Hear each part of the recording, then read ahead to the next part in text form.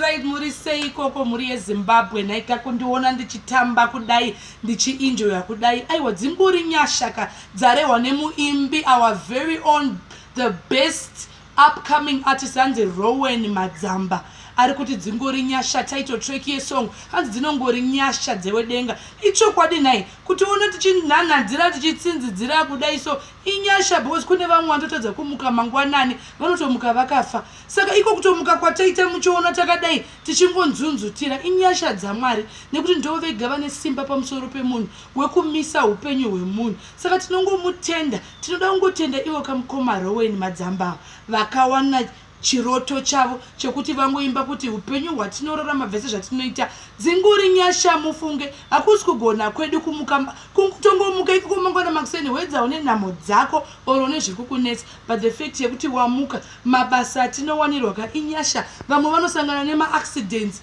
vofira panzira iwo asi unochengetedzwa nokwira bhazi rako ochengetedzwa nenyasha dzewedenga saka please follow this artist Rowan Madzamba. The title track is called Dzinongori Nyasha. Follow him on Facebook and Instagram. Anoimba zvibata moyo hanzi nyasha dzewedenga Rowan Madzamba. Aiwa tinotenda Mwari akuitire nyasha. Mugare muri munyasha, murarame munyasha. Ndatenda.